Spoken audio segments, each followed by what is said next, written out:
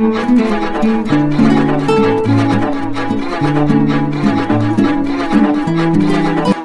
का जो दिल है, जिसे हम दिल्ली, देश का दिल दिल्ली कहते हैं, वहां पर 31 दिसंबर एक बहुत ही फेमस बाहुबली दिग्गज के लिए काल रात्रि बन गई है, क्योंकि ईडी ने ईयर एंड में एक बहुत बड़ा एक्शन कर दिया है। यानी 2025 को बड़े धमाकेदार तरीके से इन्फोर्समेंट डायरेक्टोरेट ने समाप्त किया है।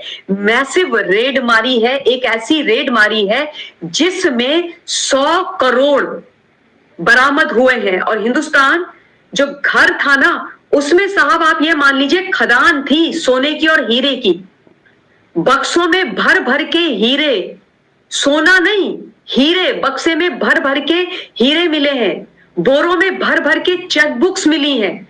50-50 करोड़ रुपए की बेनामी संपत्तियों के पेपर्स मिले हैं। और ईडी भी चकाचौंध हो गई। पैसुआ तो इतना मिला, नोट कैश तो इतना मिला, मतलब इतनी लक्ष्मी जी मिली, इतनी लक्ष्मी जी मिली कि ईडी को फाइनली अंततोगत्वा जब उनके अपने लोग थक गए तो भाई जाकर के, मतलब उनको बैंक्स में फोन करना पड़ा और बैंक के जो अधिकारी थे उनको बोला कि नोट गिनने की मशीन लेकर के आओ बाबू, यहाँ रुपया गिनना है। और बोला जा रहा है कि जब नोट गिनने की मशीन लेकर के बैंक के जो लोग हैं, कर्मचारी हैं, वो आए तो बेचारी मशीनें भी थक गई। इतनी भयंकर सर्दी में मशीनों के जो नोट गिनने वाली हैं उनके पसीने छूट गए, उनकी भी हालत पस्त हो गई, वो भी बंद हो गई, वो भी गर्म होके बंद हो गई। आप सोचिए कितना पैसा मिला होगा। तो मतलब 2025 का एंड ईडी ने जबरदस्त तरीके से किया। और एक बाहुबली, ये देख रहे हैं आप, ये है वो बाहुबली, ये करोड़ों रुपए की गाड़ी में बैठा हुआ है, खड़ा है। इसके पास मतलब 5-5, 10-10 करोड़ रुपए की गाड़ियां तो ऐसे ही रहती थी जैसे हम लोगों के घरों के बाहर साइकिल खड़ी रहती है। करोड़ों रुपए की गाड़ियां, करोड़ों रुपए की प्रॉपर्टीज वगैरह इसके पास थी, रहती हैं। ये इस आदमी का नाम है राव इंद्रजीत सिंह यादव। क्या नाम है इसका?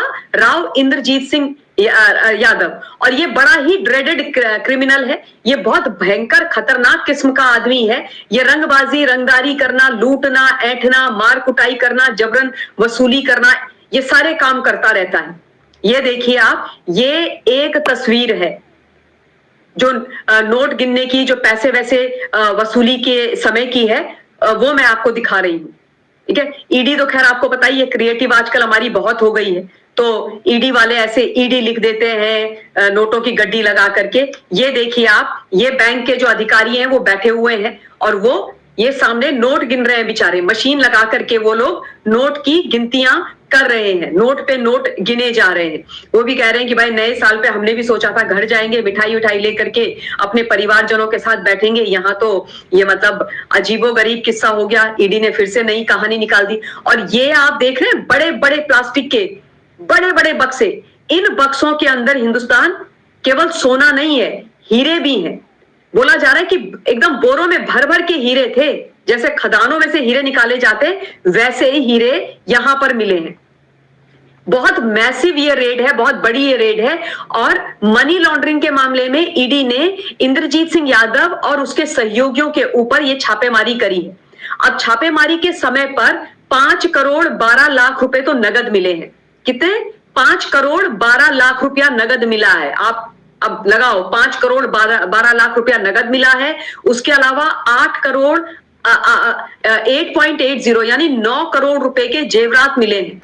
9 करोड़ रुपए के तो गहने मिले हैं, इससे पहले भी मिले हैं। और ईडी ने अभी तो ये बोला है कि ये शुरुआत है, अभी तो देखो तुम आगे क्या होता है। और 50 करोड़ से अधिक की संपत्ति जब्त की गई है, 50 करोड़ से ज्यादा की संपत्ति जब्त की गई है। और एक बोरी में भर के चेकबुक्स निकली हैं और बड़े सारे जो बेनामी संपत्तियां होती है ना, उनके पेपर्स निकले हैं।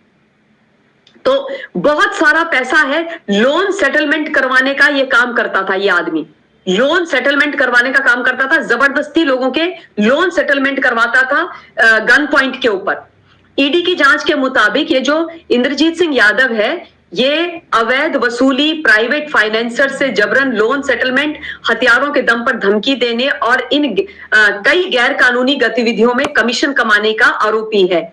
ठीक है। और इन्हीं गतिविधियों से जुड़े पैसे को सफेद करने का भी इस पर शक है। यानी कि जितने उल्टे धंधे होते हैं अवैध जो वसूली होती है, जो प्राइवेट फाइनेंसर्स होते हैं उनसे जबरदस्ती लोन सेटल करवाना, हथियारों के दम पर लोगों को धमकी देना और जितनी और इलीगल गतिविधियां होती है कमीशन कमाने की, वो सब ये करता था।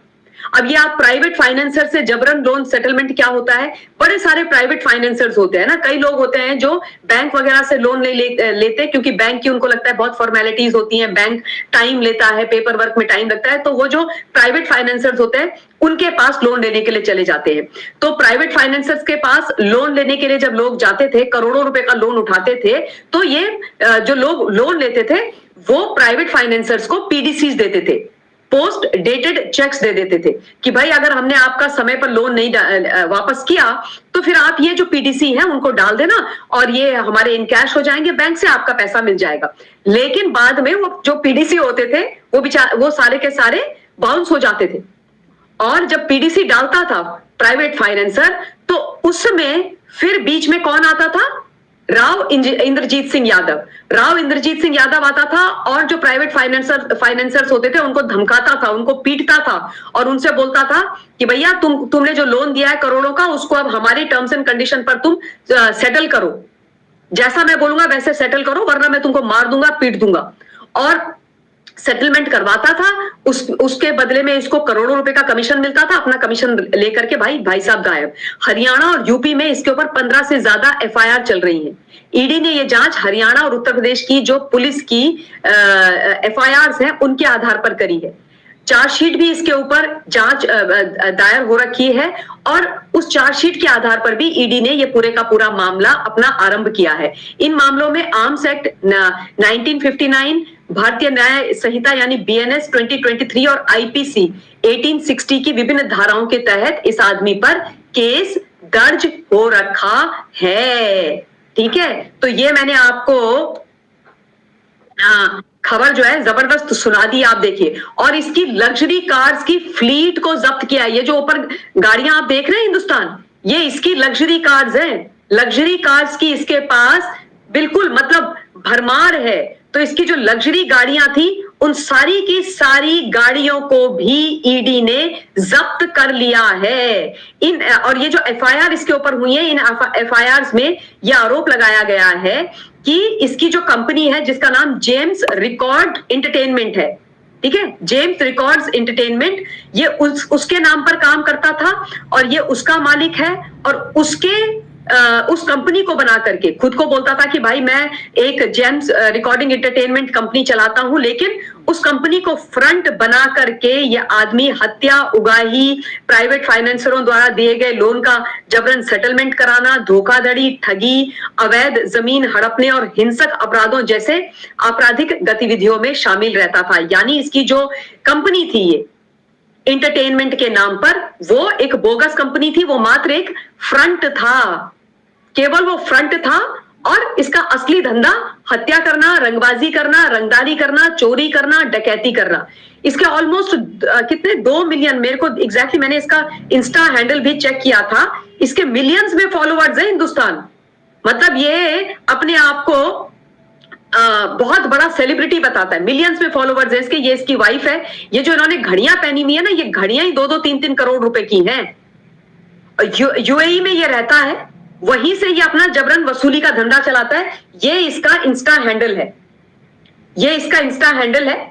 इस इंस्टा हैंडल में अगर आप देखेंगे तो इसकी जो लैविश लाइफस्टाइल है उसका पूरे का पूरा परिचय आपको मिल जाएगा। 1.2 मिलियन इसके फॉलोअर्स है, बड़ी बड़ी गाड़ियों में है, हेलीकॉप्टर्स में घूम रहा है, बड़े बड़े मतलब नामी गिरामी दिग्गज लोगों के साथ इसकी फोटोग्राफ्स है। इसने अपने आप को यह दिखाया था कि मैं बहुत पैसे वाला व्यक्ति हूं, मेरे पास बहुत पैसा है, मैं बहुत रिच आदमी हूं, और लोगों को अपने पैसे को दिखा करके ये अपनी धार जमाता था। यही अक्सर होता है, जितने भी ये खतरनाक किस्म के लोग होते हैं ना, ये क्रिमिनल टाइप के लोग होते हैं, वो यही करते हैं। क्रिमिनल एक्टिविटीज के माध्यम से खतरनाक तरीके से पैसे कमाते हैं और उसके बाद अपने आप को दिखाते हैं कि भाई हम तो बहुत धर्मात्मा किस्म के लोग हैं, हम तो बड़े अच्छे किस्म के लोग हैं। और उसके बाद भाई सारे का सारा अपना एक नेक्सस सेटअप बनाते हैं और उसके बाद लोगों को लूटते हैं। जिसके जरिए ये कॉर्पोरेट कंपनियों और प्राइवेट फाइनेंसरों के बीच लोन सेटलमेंट का पूरा खेल चलाया करता था। मतलब इसका अब लेवल ऑनलाइन हो गया था हिंदुस्तान। ऑफलाइन वो जो लोकल गुंडे टाइप जो है ना, वो तो ये कर ही रहा था। यूएई में बैठ करके जो लोकल गैंग हैं, गुंडे हैं, उनको पिस्टल आदि देकर, हथियार देकर के धमकाने भेजता था, वो तो ये कर ही रहा था। उसके अलावा इसने अपना लेवल और ऊपर कर दिया था भाई। ये देखिए आप, ये इन लोगों का इनका इनका दिमाग देखिए आप, कैसे खतरनाक किस्म के ये लोग हैं। इसने अपने आप को मतलब पूरा एकदम टेक्स हेवी बना करके रख दिया था, और टेक्नोलॉजी का इस्तेमाल करके ये क्राइम की दुनिया में धमाल मचा करके बैठा हुआ था। मतलब लोन जो सेटलमेंट का काम है उसको करने के लिए इसने बकायदा एक वेबसाइट और एक पोर्टल भी बना दिया, और उस वेबसाइट और पोर्टल के माध्यम से ये जो कॉर्पोरेट कंपनीज होती हैं उनको और जो प्राइवेट फाइनेंसर्स हैं उनके बीच में लोन का सेटलमेंट करवाता था। गजब खेल है। बाय द वे, इसके बारे में ये भी खबर है कि एल्विश यादव के घर में जो एक हमला हुआ था, खबर आई थी बीच में कि एल्विश यादव के घर के बाहर कुछ लोग कंट्री मेड पिस्टल लेकर के जाकर के फायरिंग करके आए हैं, वो भी इसी के लोग थे।